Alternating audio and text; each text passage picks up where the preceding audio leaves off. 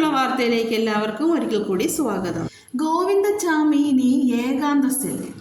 എൻ്റെ ഈ ചാനൽ ആദ്യമായിട്ടാണ് കാണുന്നവരുണ്ടെങ്കിൽ സബ്സ്ക്രൈബ് ചെയ്യാനും വീഡിയോ ലൈക്ക് ചെയ്യാനും ഷെയർ ചെയ്യാനും കമൻറ്റ് ചെയ്യാനും മറക്കരുതേ. വാർത്ത വിശദമായി.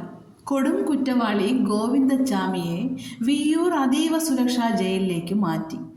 കണ്ണൂർ സെൻട്രൽ ജയിലിൽ നിന്നും ഗോവിന്ദച്ചാമി ജയിൽ ചാടിയതിനെ തുടർന്നാണ് നടപടി. രാവിലെ 7ഓടെ അതീവ സുരക്ഷയിലാണ് ഗോവിന്ദച്ചാമിയെ കണ്ണൂർ സെൻട്രൽ ജയിലിൽ നിന്നും പുറത്തെത്തിച്ചത്. ഗോവിന്ദച്ചാമിയെ പാർപ്പിക്കാൻ വിയ്യൂർ ജയിലിൽ എല്ലാ തയ്യാറെടുപ്പുകളും പൂർത്തിയായിരുന്നു. ഏകാന്ത സെല്ലിലാണ് പാർപ്പിച്ചത്.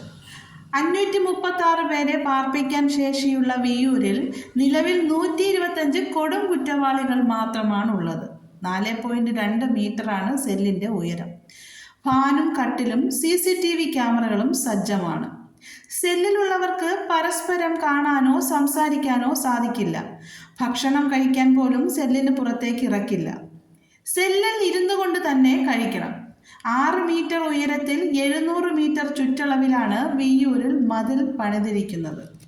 വെള്ളിയാഴ്ച പുലർച്ചെ ജയിൽ ചാടിയ ഗോവിന്ദച്ചാമിയെ സെൻട്രൽ ജയിൽ സ്ഥിതി ചെയ്യുന്ന പള്ളിക്കുന്നിൽ നിന്നും 2 കിലോമീറ്റർ അകലെയുള്ള തളാപ്പിൽ നിന്നും പിടികൂടുകയായിരുന്നു. ട്രെയിനിൽ നിന്ന് പെൺകുട്ടിയെ തള്ളിയിട്ട് ക്രൂരമായി ബലാത്സംഗം ചെയ്ത് കൊലപ്പെടുത്തിയ കേസിൽ ജീവപര്യന്തം തടവിന് ശിക്ഷ അനുഭവിക്കുന്നതിനിടെയാണ് പ്രതി ജയിൽ ചാടിയത്. ജയിൽ സുരക്ഷാ വീഴ്ച ഉണ്ടായ പശ്ചാത്തലത്തിൽ 4 ഉദ്യോഗസ്ഥരെ ജയിൽ വകുപ്പ് സസ്പെൻഡ് ചെയ്തിട്ടുണ്ട്. സെൻട്രൽ ജയിലിനകത്തെ ഇലക്ട്രിക് ഫെൻസിങ്ങും CCTVകളും പ്രവർത്തനക്ഷമമാണോ എന്നതുൾപ്പെടെയുള്ള കാര്യങ്ങളിലും പരിശോധനകൾ തുടരുകയാണ്.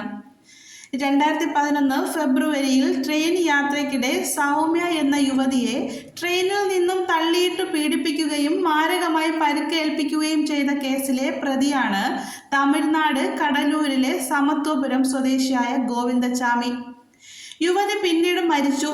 പിടിയിലായ ഗോവിന്ദച്ചാമിയെ 2011 നവംബർ 11 തൃശൂർ ഫാസ്റ്റ് ട്രാക്ക് കോടതി വധശിക്ഷയ്ക്ക് വിധിച്ചെങ്കിലും 2016 സെപ്റ്റംബറിൽ സുപ്രീം കോടതി വധശിക്ഷ റദ്ദാക്കുകയും ജീവപര്യന്തം തടവ് നിലനിർത്തുകയുമായിരുന്നു.